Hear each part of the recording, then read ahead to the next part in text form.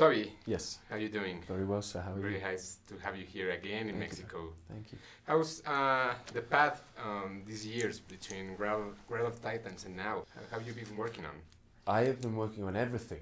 You may have seen it. Yeah. I've been very lucky to be working so much and have such great roles as Koba, as Duratan, as Masala. So, yes, I've been very lucky. Been very happy with the experience. Tell me something about Masala. He's not a bad person. He's not like the bad guy of the movie. He's just like the other part of Yura Ben-Hur. Yeah.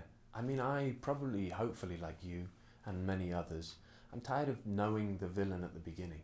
You know, I'm tired of like, oh, this guy, and he gives the looks, and I wanted to have someone who makes a mistake, who keeps making mistakes perhaps, who decides that they're this type of person because there's no real guidance in their life.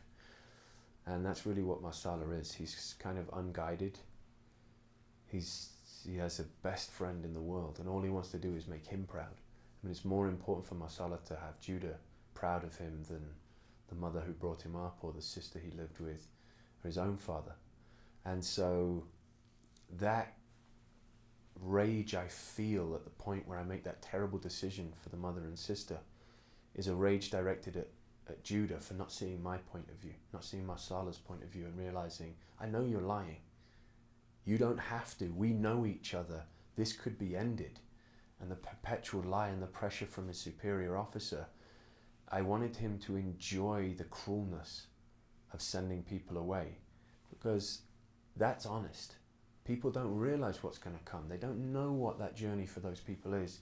They don't have to experience it either. And there's so much seeming power, but actually is force. It's just a situation where he has a great deal of force he can imbue on the situation, and he uses it. He uses it cruelly. And that's when he becomes the bad guy. And so I wanted someone that you liked, that you were ashamed of when he made that bad decision, so that you could see his shame in the end, that what eventually comes. How was working with Timur, this kind of backstory for your character?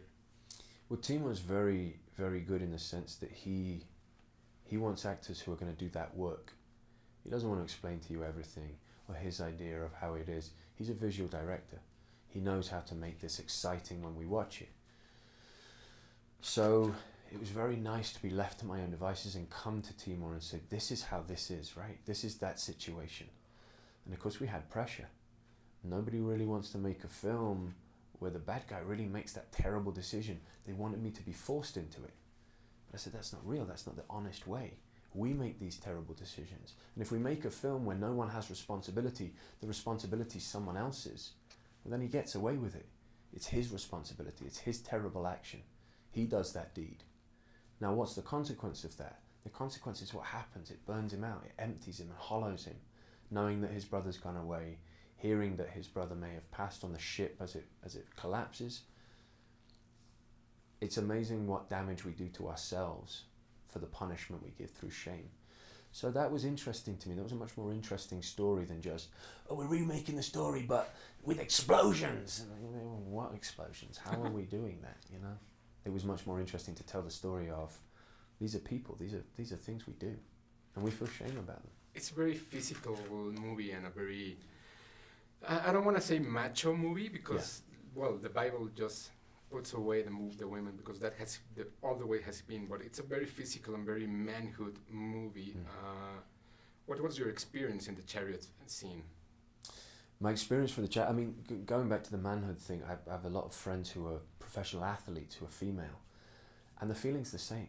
Whether you're a man or a woman, that tension, that pain, that stress that you go through to achieve something that's bigger than you is the same. So yes, I think thankfully we're living in an era where women have a bigger voice.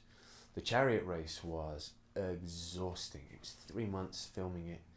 We ran that race every day. I knew that race like the back of my hand. I knew what would happen. If someone was slightly off course, like I could tell, I knew my horses so well. I knew everything. It felt real. It felt like I had run those races over and over and over with the safety of a movie set. I'm not trying to pretend I'm a tough guy. With the safety of a movie set. But at the same time, it gives you, now that we can have cameras that are light enough to film this at full speed, And that's why they sped it up in the past. It's not that they made it was cheesy. It was just that it had to be sped up to get it to work right. It was so, it was empowering to do it for real. Everything felt honest, felt real. The real dirt, the real spit, everything was there for you to react to respond to. So yeah, it was physical, it was demanding, it was draining, but it felt real, it felt honest. I think about it. I wake up, I have, not nightmares, but I have dreams like I'm late for the race. I'm late for filming, I still have it. I wake up like that. Oh, I'm not doing that film anymore. It's 5 a.m. in the morning. Well, Yeah. thank you very much Thank for your you. time, Toby. Pleasure, It man. was a pleasure Thank you. to Great talk to you interview. again. Thank you so much. Lovely to see you. Great to see you, man.